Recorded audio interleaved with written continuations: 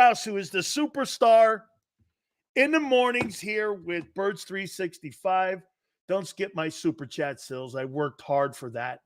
Hey, I didn't skip it. I didn't. You want what? You think $5 is going to make me apologize to you? You need to roll that thing around here a little bit.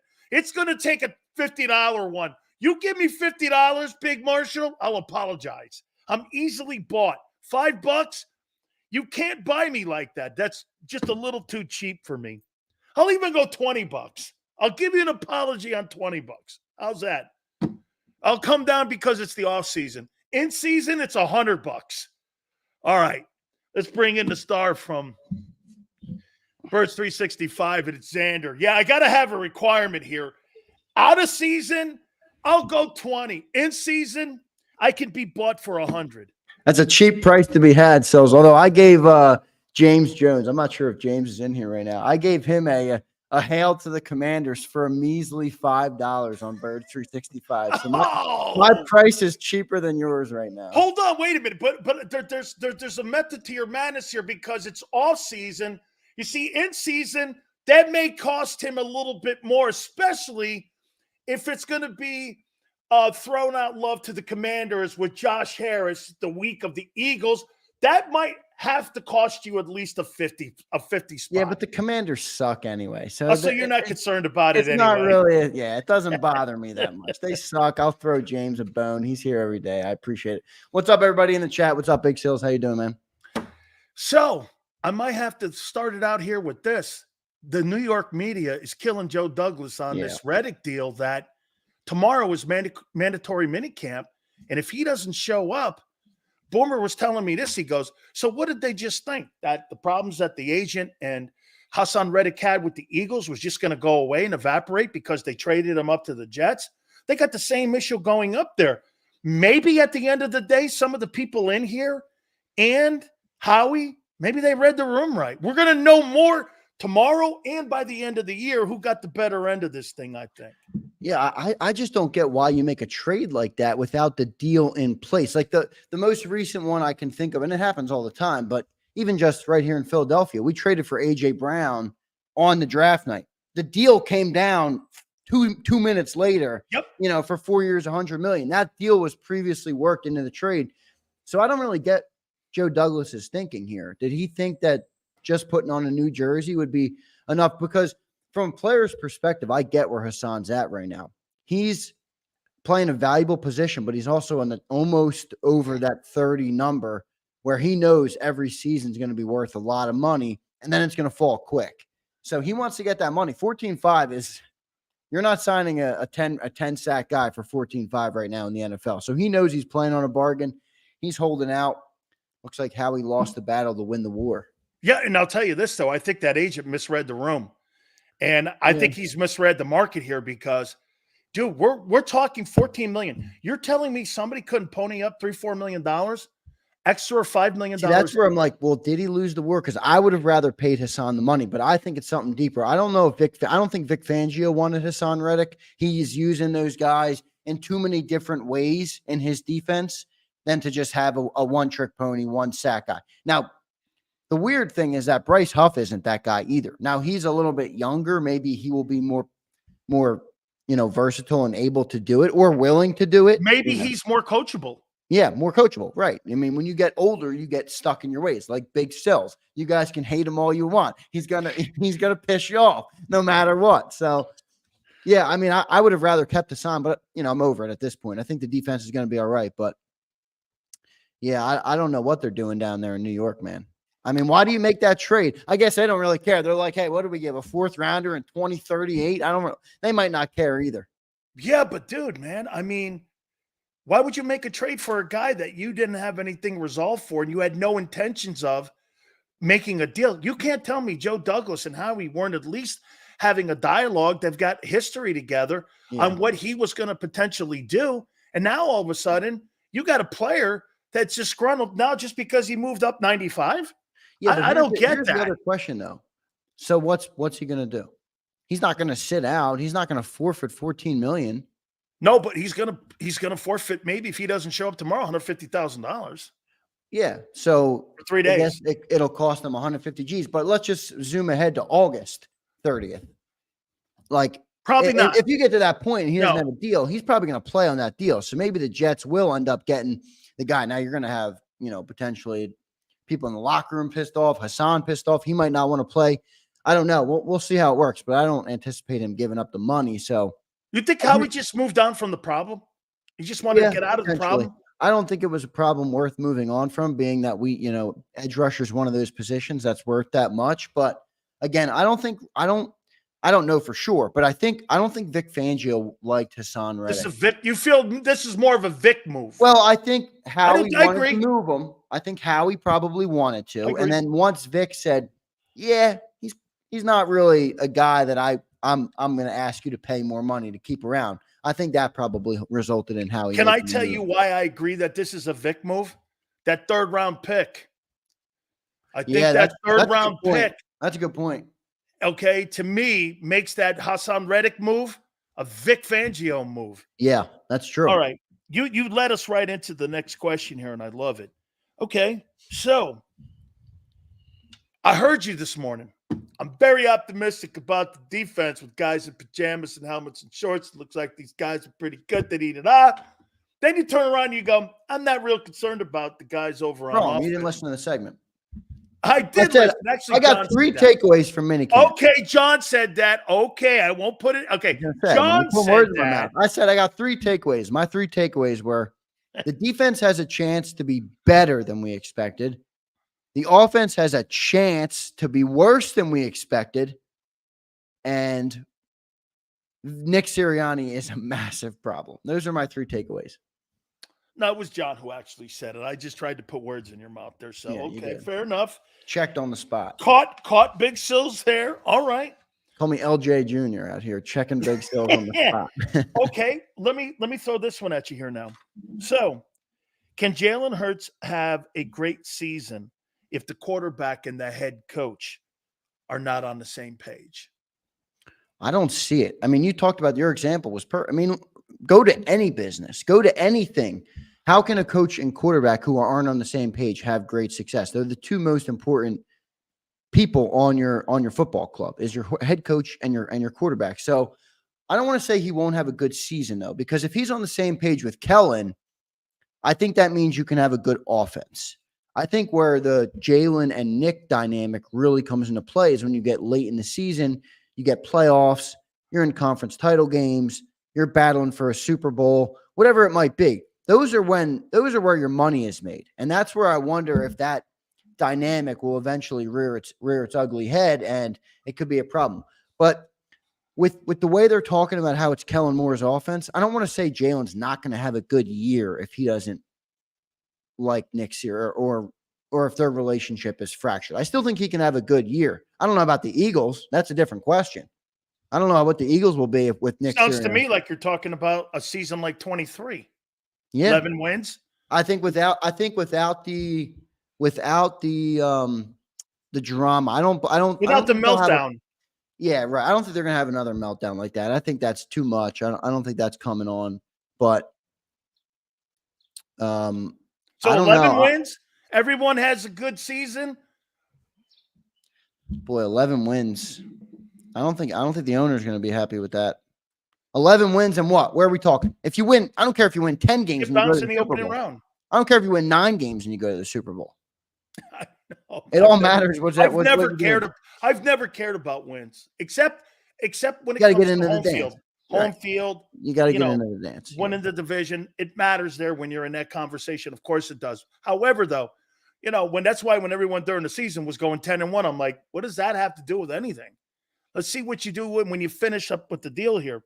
I wrote down a couple things here, and you tell me if you agree or disagree.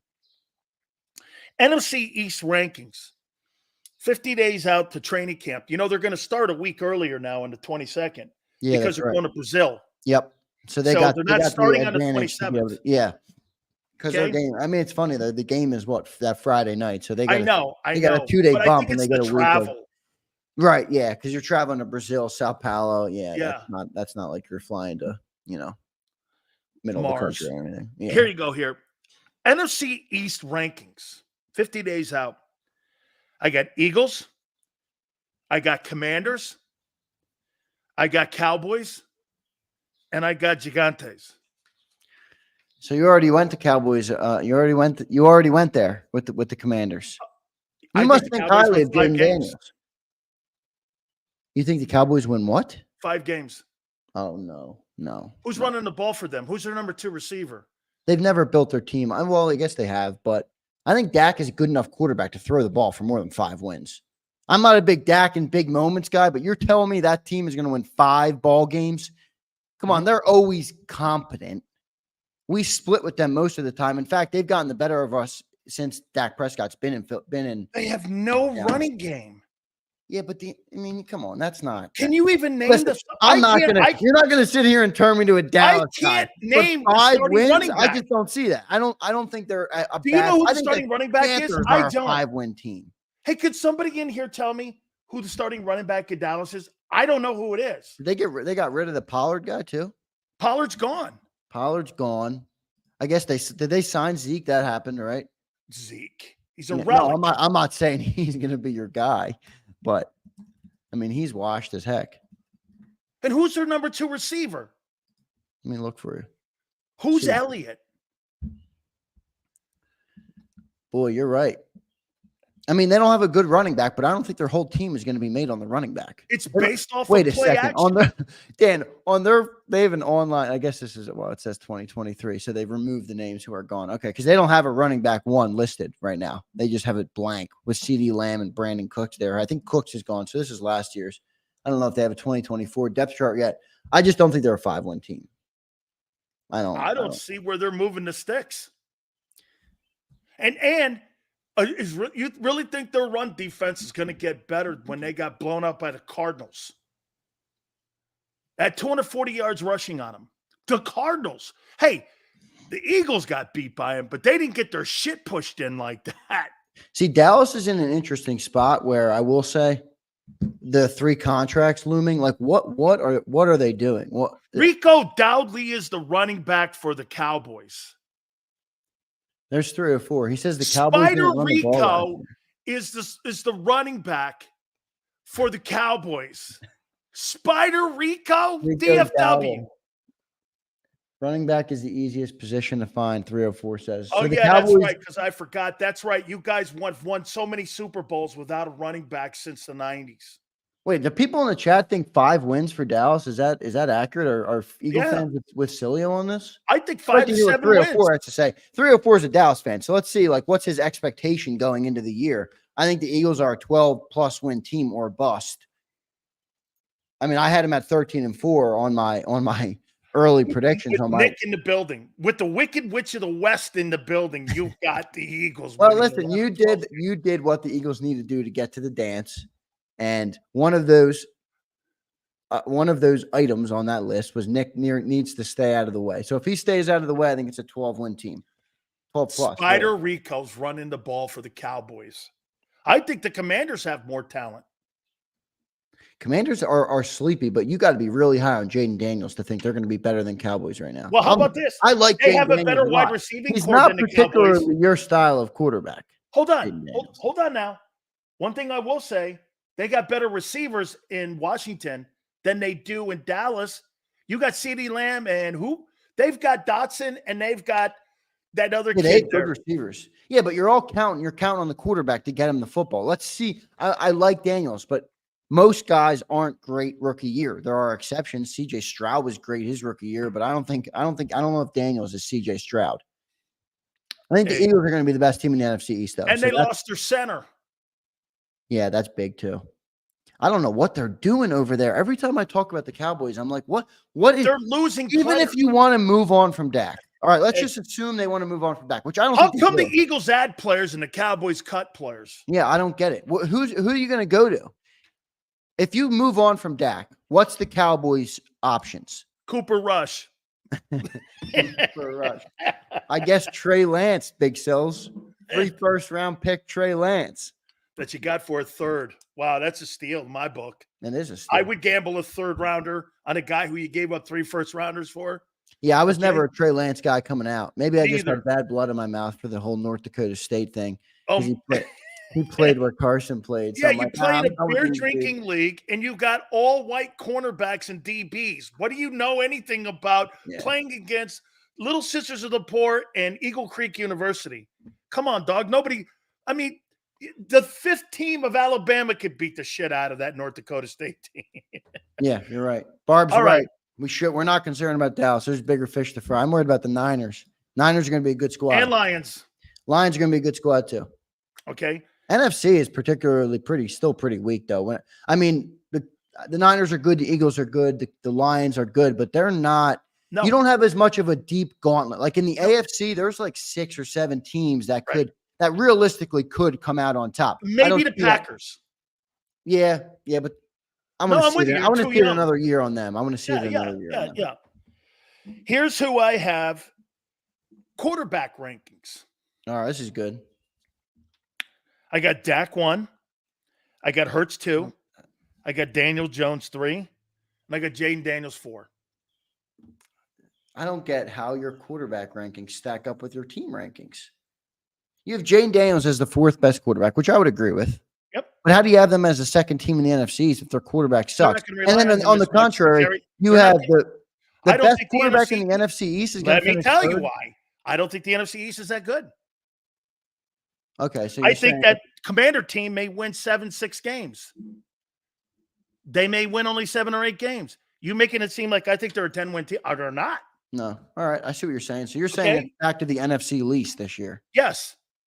I think there's going to be one team come out of that division this year with a 500 or better record. Boy, if the NFC least is that bad, the Eagles, that 13-win prediction is looking good for me. They got 8 ball games. They got 8 games against here, 6 games against these teams. Shoe and sticks right there. Dak had a better year last year, won the division, went just as far. So the tiebreaker comes down to better performance and won the division. There's nothing he did a year ago that was better. Nothing. Except complain. I'm a little surprised you think Dak Prescott's a better product. I didn't say he's a better quarterback. I said he's coming off a better year. Than Jalen Hurts, you mean? Yeah. Yeah. I think honestly, I'm not a Dak hater. Like I like the style of play. I think he throws the ball well, but I don't see it in terms of going all the way. I see him as another. How can you say that Kellen Moore is going to make an impact on Jalen Hurts? He was the coordinator there in Dallas for 5 years with Dak, and you think magically he's going to make him into what, a better version of Dak? No, I think Kellen Moore's smart enough to adapt to Jalen Hurts' needs. But a Dallas fan in the chat, 304, how good were the Dallas offenses with Kellen Moore in those 5 years?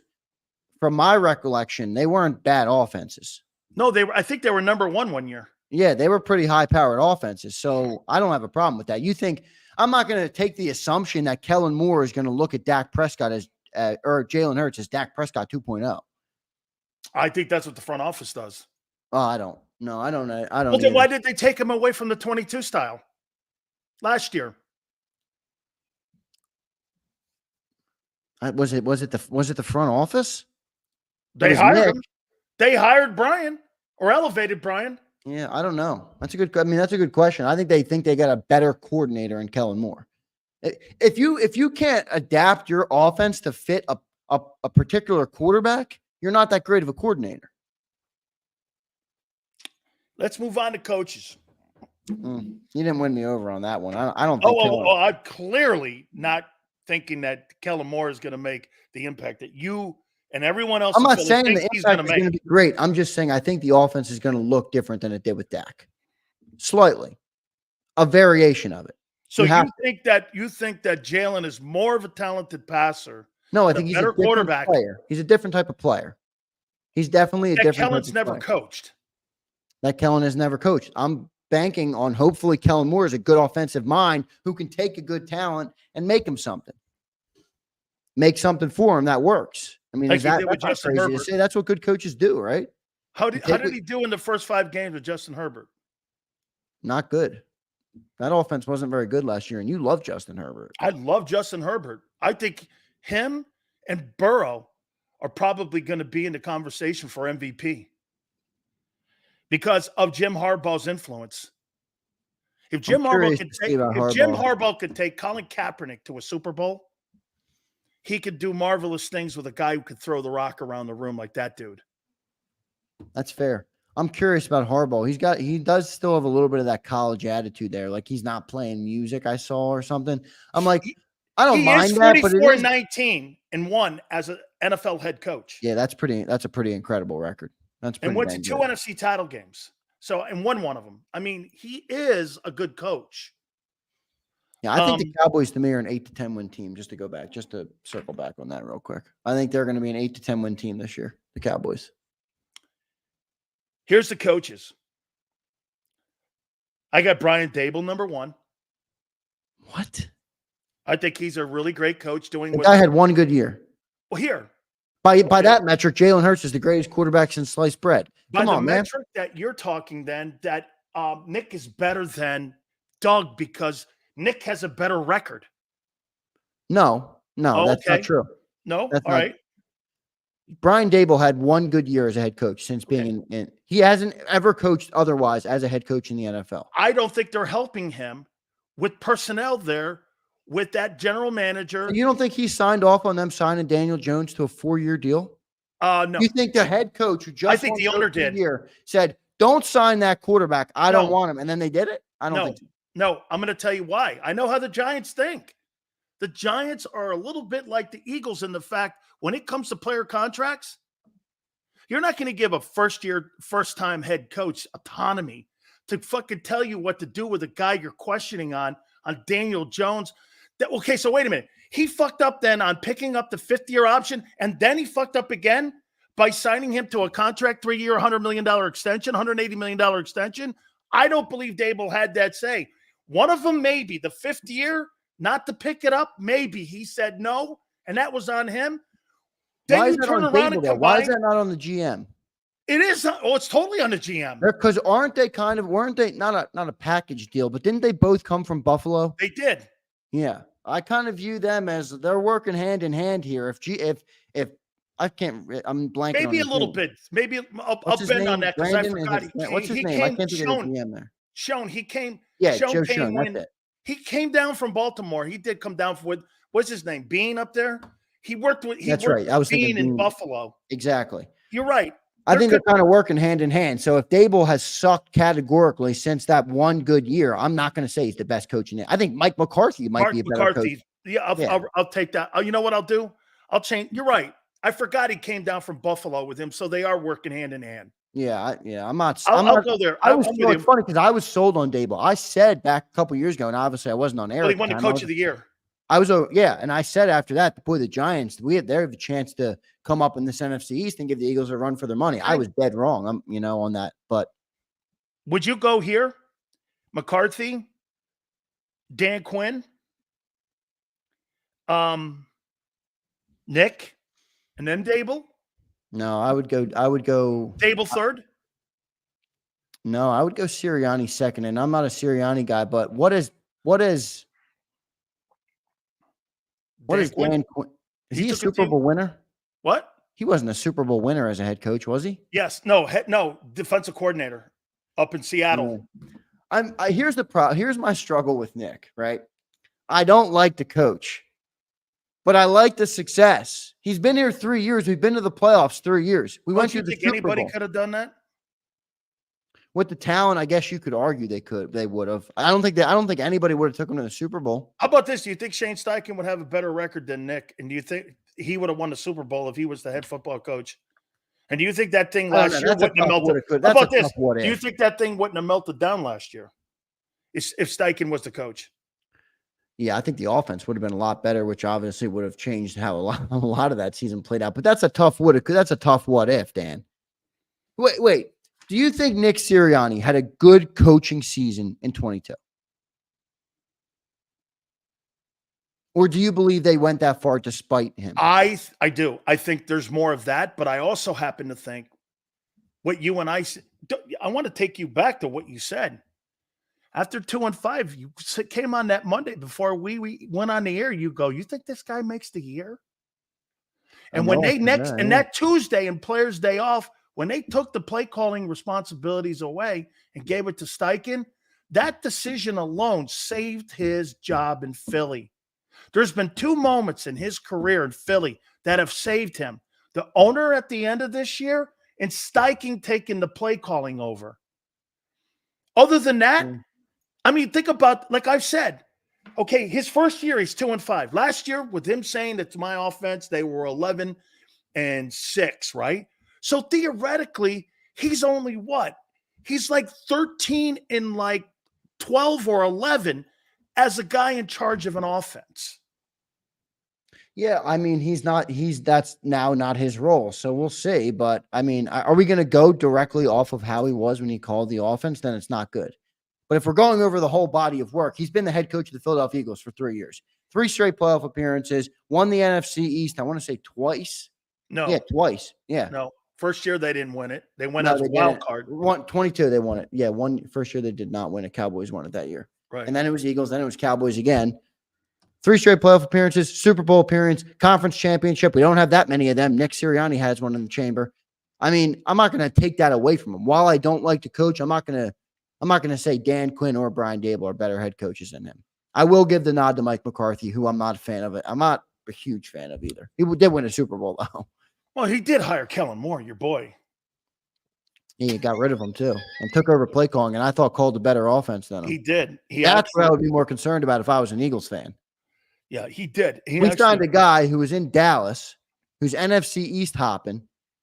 He didn't really do what Dallas wanted them. Now, they were a good offense, but they got rid of him, and I thought Mike McCarthy made the offense a little bit better. You want me to tell you the truth, though? I think he's overrated a little bit. How do you have Aaron Rodgers for 14 years? Oh, yeah. Dak Prescott, and you win 1 Super Bowl. Yeah, I agree. I mean, you know what I'm saying? But he still won it. I mean, you can't compare him to like Belichick. You're right, though. You have Aaron Rodgers. You should win more. But I put some of that on Aaron Rodgers. Absolutely. So, quickly, let's take a look at the depth chart here a little bit. Yeah. The offense. I'm going to make a point to you, and I'm going to make a prediction to you. Okay. Cam Jurgens is going to be a Pro Bowler. Wow, good prediction. I like that. He's shown a lot. I think physically he's going to be a lot better than most are expecting. But just because when you lose a guy like Jason Kelce, your natural expectation is like, okay, we're not going to have another Hall of Famer. I'm not saying Cam's going to be a Hall of Famer. I think physically, though, he's going to be better than people are expecting. I'm curious to see how he does from the leadership aspect and managing the on-field, or even if are they going to try and use him in that scenario? Like Jason Kelce kind of earned that right. You know, he was late in his career when Jalen came in. He had obviously earned that right. I don't know if they're going to put that on Cam in year 1. I think he'll take some of it, but I don't know how much they're going to put on it. And it does bring up the point that you talked about last week of who's the leader on the offense. But I think Cam's going to be good. I like that prediction. That's a good prediction. Because I think where the drop-off is going to be and the cerebral part of it. All right, so here, let me ask you this. But the physical end of it, I think you're going to get a stronger, younger player. That's true. Okay, than the older 36-year-old guy. And again, I'm going to be interested to see, does the tush push go away if 95% of the offense is changed? I have a feeling inside. I don't know this, or I don't know. I'm sure they're going to try it. I have a feeling the tush push will be there, but to a much lesser extent this year. I think teams will have game planned a little bit more for it. I think Kelsey's a big loss on it, and I think it's going to be gone. Here's what I'll ask, though. If Cam Jurgens does that and goes to a Pro Bowl, how good is this offensive line? And in turn, how good is the offense because of the line being that good? I would put the offensive line right now 3rd. In the NFL, I think that's NFL. I think top 5 is where they're at. Yeah, maybe 3rd. Top 3. Yeah. Who do you have in front of them? Lions, Detroit, and Cleveland. Cleveland's is good. There's a couple other good. There's a lot of good Minnesota's got some in the good, NFL right Minnesota's now. got a good-looking unit. Yeah, Minnesota. Yep. Okay. Even Tampa Bay has a good-looking unit. Yeah. Especially on the edges with their tackles. With the tackles. Yep. Okay, but I would say because Ragnow is in the middle of that with those 2 tackles they have. And Penei Sewell, by the end of the year, might be in that conversation as the best offensive left tackle in the league. Yep. You remember That's how good he's getting. You remember when I thought the Bengals made a mistake passing on Sewell. And you could still maybe argue they did. Now they got a highly productive player by going with Jamar Chase. It's not like they flopped on that, but I just thought when you're the Bengals and you got Joe Burrow, protect that man. And Yeah, I'd rather have the tackle than Yeah, Chase. me too. Me too. Okay.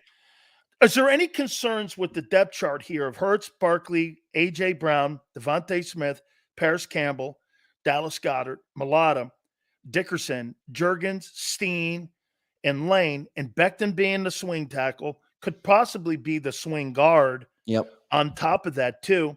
And your backup receivers are Johnny Wilson, Britton Covey, and Aeneas Smith. Those are your guys on the 2-shot and on the 2-sheet. Yeah, I think that's good. Depth chart sounds good to me on offense. The questions start on defense. Because, boy, So I tell you what. You have no issues on offense? No, I mean, who would you have an issue with? Well, I mean, entertain me. I'm open to the conversation. But right now, from how it stands, you got 2 great wide receivers. You got your starting quarterback, got your starting running back. Offensive line looks like another top 3 to top 5 unit. It's not a concern, but it's a question. I want to know what exactly the role is going to be for Barkley. Yeah, is it bell cow back? Is it throwing him out of the backfield? Is it putting him in the slot? Is it chameleon? Is it going to determine week to week? Yeah, it's a good question, because this is what John is so harped on with Barkley, and the fans are all, they give him a lot of crap for it because John doesn't like the signing, and that's where he is, and he's like, I don't know what they're expecting to do with this guy. So here's what I think the fans are, because the fans say it. Well, he'll have the same impact as Barkley. So, I mean, as CMC. I don't think people are saying that. I hope not. That's not what it's going to be. Well, they say it in here all the time to me that they think he's a better ball player and he should be used like that. That he's a, and I say this to you. Okay, well, wait a minute here. That guy had 1,400 yards last year. That guy had 900 yards receiving. That guy had like 80 yards, 80 catches. This guy had 25 touchdowns last year, and he had almost 2,100 yards in total offense. That offense knows how to utilize him and to find a role and create an identity for that position player. Are the Eagles and Kellen Moore going to be as creative as Kyle Shanahan is? And get this, they have the same dynamic too, Zander. They've got Debo, they got Ayuk, they got Kittle. Yeah, they've got all those guys too that they have to implement. And forget the players for a second. Kellen Moore is not the play caller that Kyle Shanahan is. Kyle Shanahan, he has his faults. Play calling is not one of his faults. Even the way he uses Deebo Samuel and Ayuk. A lot of motion. Just plays you don't see other teams doing at all. Concepts you don't see. I mean, Deebo Samuel what is he? Is he a wide receiver? He's not a wide receiver when I watch him. Plays a running back, wide receiver, tight end. He's everything. So the creativity in that offense is tremendous. So I don't think you should compare anything to it. You also have the right quarterback for that system. He is a distributor of the football. Brock Purdy is 1-2 seconds, get rid of that football. And that helps when you have playmakers and you use them like Kyle Shanahan. But let me ask you about Saquon. How do you want them to use him? Like, what would Dan Silio's opinion of, if you were the head coach of the football team or you were the offensive coordinator, how would you use Barkley with Jalen Hurts, A.J. Brown, Devontae Smith, Dallas Goedert? That's a lot of passing options. You also have the +1 from Jalen Hurts in the running game. Like, what's the right fit for a running back of Barkley's caliber? I don't know. Offense to run through him. So more of a bell cow back type of role. I want him to be involved on third down a lot, and I want him to be a guy first, second, and third down. And I want him used like Marshall Faulk was used with the greatest show on turf in St. Louis. Because to me, when you have a bell cow back like that, the rest of your offense is in sync and everyone else is wide open. When you can, this is the problem Dallas has. Hey, you don't have a guy like that to be able to spread defenses out. Like when I line up against the Cowboys don't frighten me in the run game. So get this, you trying to spread me out? Great. I'll put guys out there in zone coverage, and I know Dak's not going to make and walk down the field on a 14-play drive throwing the ball. There's no way, because you can't have him establish the run. You've got to establish the run. Now, look, is that 1,200 yards, him being a premium third down back that blocks on blitzes too, and he catches 45, 50 passes out of the backfield? That would be – he could make a massive upgrade just in blitz pickup. Yeah, see, I am 100% aligned with you on that. I just wonder with that answer, did they sign the right back? He's not really a north to south runner. He has a tendency to bounce the ball outside because of his athleticism, which I'm okay with, but that doesn't fit the mold of what you're talking about. That more fits a different versatile type of running back. This is why we talked about it already. Derrick Henry. He would have been a perfect fit for exactly what you just said. Or Josh Jacobs. I love Josh Jacobs. Now we're going to play him week 1 in Green Bay.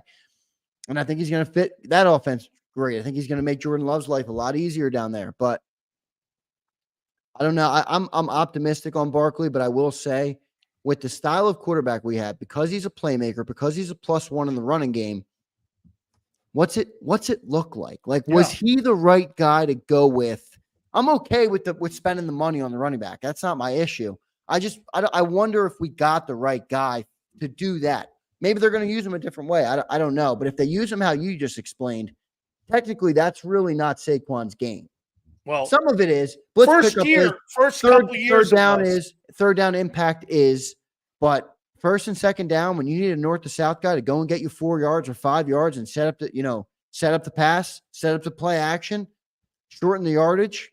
I don't see that with him that much. Okay, how about this one too? If God forbid he gets hurt, you're with Gainwell and Shipley. Those are your backs. That would cripple that offense. Depending on how they use Saquon, though. What's that? Depending on how they use Saquon, the way they use Saquon will determine how big of a drop that is.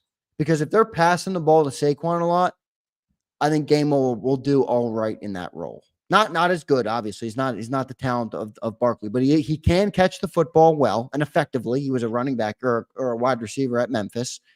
But if he's going to be the bell cow third down, yeah, you're in trouble if Kenny Gainwell is your lead guy. No doubt about it. Couple last ones here on defense. What I'm hearing is you're right. They're going to be in a lot of 4 and 5 front with the bear look. That 5, that's what bear looks like. They got Dean penciled in here. Yeah, I pushed that. I said that on this morning's show. It sounds like the organization. I don't know who that means. That might mean Howie. That might mean I don't know what that typically means. It sounds like the organization still has Nakobe Dean penciled in. But at what point? Remember, you have a new coordinator who's calling defense. Brand new. He doesn't care who you drafted 3 years ago. Vic Fangio wants to have a good defense. At what point does the benefit of now? I'm looking at Devin White and Zach Bond play my defense. I'm looking at them be effective, and it's just practice. But Nakobe's not out there. At what point is he Wally pipped, where he doesn't play his way out of the position? He's just not on the field, man. Like, if you're not on the field, the coach isn't thinking about you. So I think the organization still wants Nakobe Dean. I'm just curious, like, how many more practices, how much more of training camp, how much more of the offseason is Nakobe Dean not going to be available? I think the exhibition games are going to determine it. Because then I wonder, is Zach Bond going to win that spot? Sounds like he's playing pretty good. Yeah. I know it's just helmets and shorts, but it sounds like he's doing what Vic wants him to do. So we'll see. Here's another one here. Bradbury's going to camp. He's going to camp. You had to have your 90-man roster set by June 1. He's going to camp.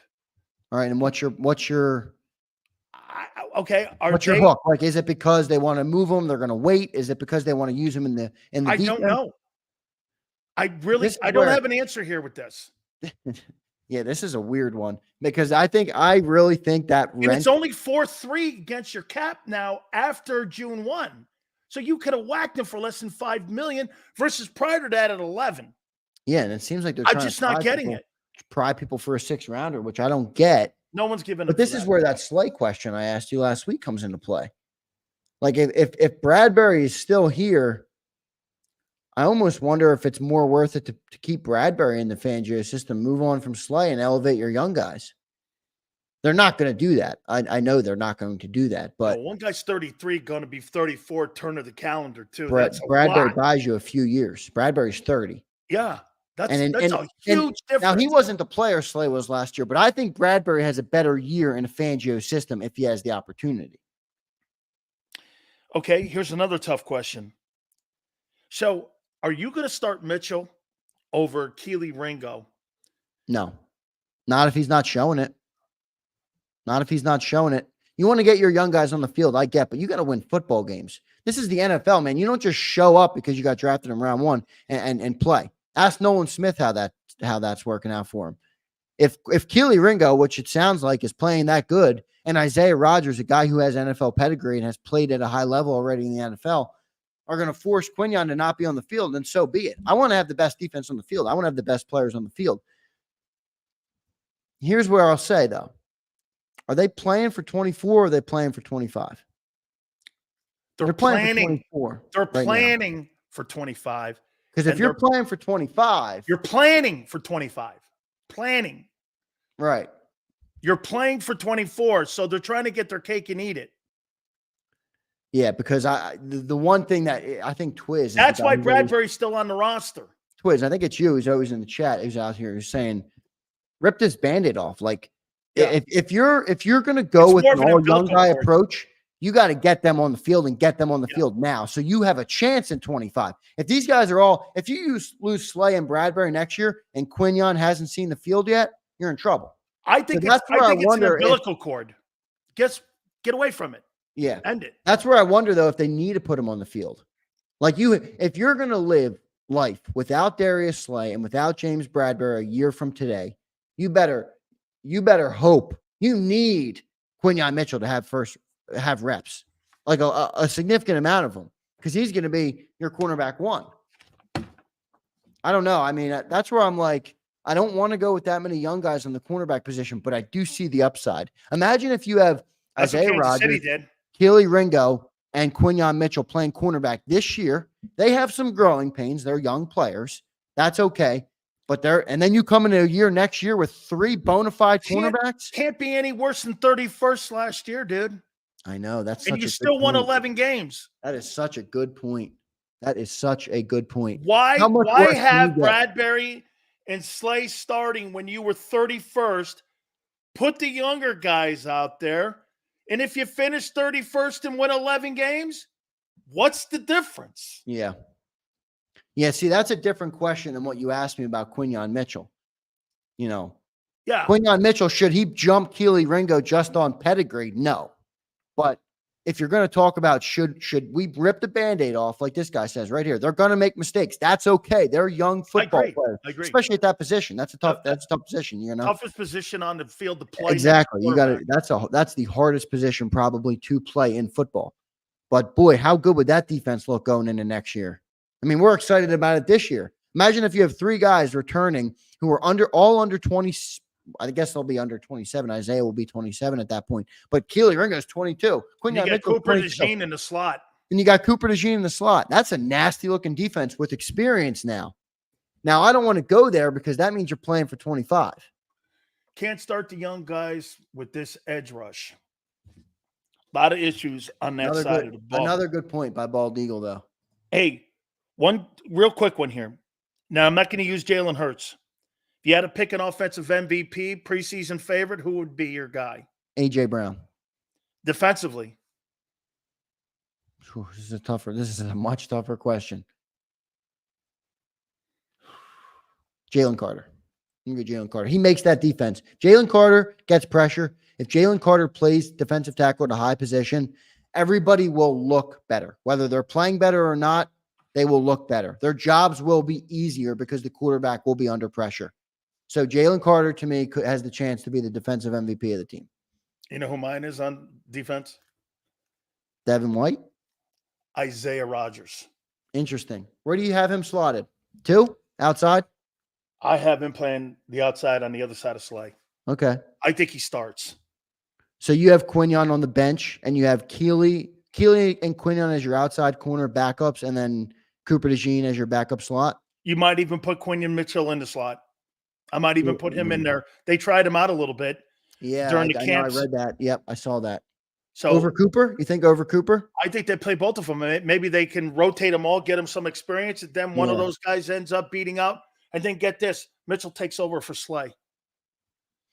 How much do you think the business of the NFL will impact Isaiah Rodgers' ability to get on the field? And what I mean by that is he's battling all Howie's guys. Howie drafted all the guys. Keely Ringo drafted. Cooper DeJean drafted, Quinyon Mitchell drafted. I think Isaiah Rodgers brought in off waivers for $1 million and Vic he's trying to trumps pine this for a stuff. year. I think Vic Fangio trumps this stuff. Yeah, I do too. Good point. I think if it's more in the offense, I think if it's more in the offense, and remember something too, these guys aren't making a ton of money on that defensive side of the ball we're talking about. When you're talking about money over on that other side, playing one guy over another guy who's making $20 to $15 million, that's a big conversation you have to have with your front office guys. You think when Belichick went up to fucking Kraft and went like this, hey, I'm going to play Brady, the 6th rounder, over a guy you just gave $118 million to and an $18 million signing bonus to Bledsoe. He had to go up there and explain why he's doing it. That's a bigger decision. That's true. When you got money on the line versus guys. Now, look, the equity of the draft pick is a big deal too. That's Howie's room, and that's his sandbox. That's what I'm saying. That's where I wonder. That's where I wonder about Isaiah. Doug got kicked to the road. So have a look at this, though, right? Have a look at this.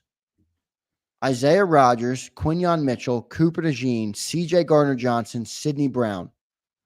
Every single one of those players, well, not Rodgers, but I think they'll get the deal done, is going to be under contract for next season. Yeah. Now you got no rentals. You got your young guys getting reps early. They might be able to figure it out by second half of the year. I think if you want to play those guys, Zander, your front 4 and your front 7 have to perform for you to play like that. I know. You can't have now I'm stuck on what you said.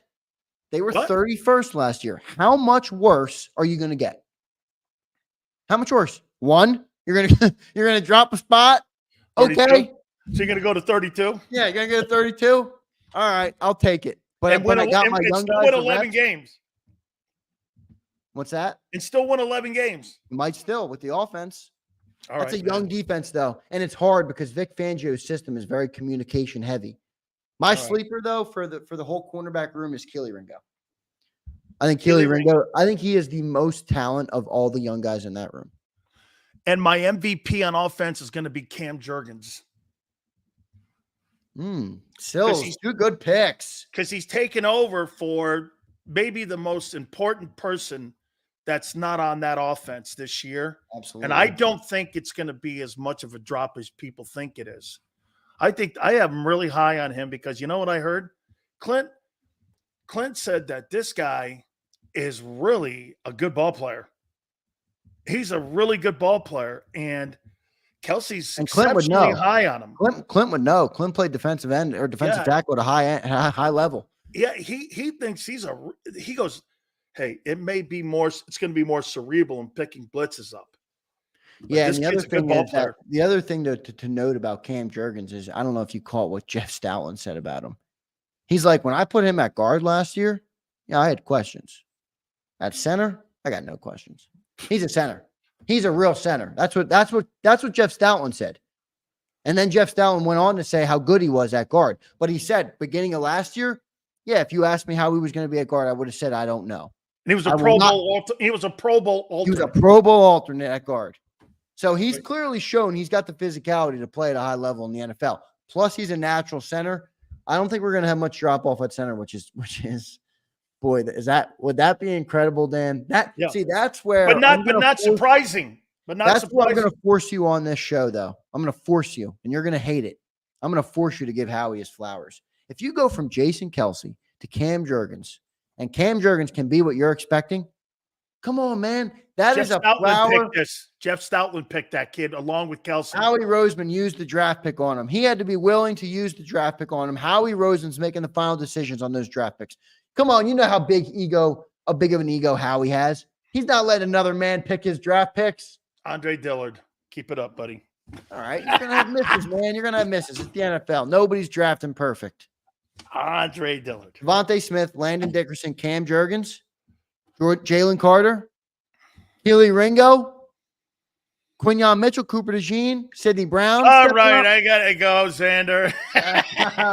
Hey, listen, man, I'm not a Howie. Like I like Howie more than you, but I don't praise him for everything.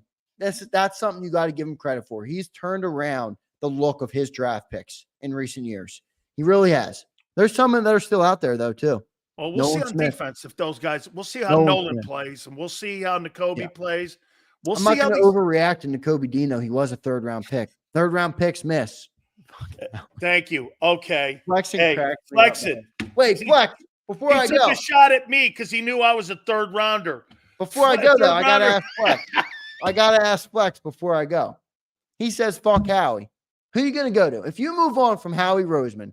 Who are you gonna hire to be the GM of the Eagles? Easy. Julian Laurie. Yeah. The scary part is that will probably be it. Maybe Julian will be Zander, all right. We got to give him a great chance. stuff, man. You keep killing it on Birds 365. Thank you so much, my friend. We look forward to you doing it tomorrow. We'll talk to you tomorrow at 3:30. By the way, where are we in the likes, my friend? We'll pull him up. 145. Good number right now. All right, folks. Good. We're trying to get to 200 by the end of the program. Gary Cobb, bottom of the hour. Keep it here, National Football Show. If you missed any of today's show on the JAKIB Media channel, listen to the podcast on your way home. Available on YouTube, Apple, and Spotify.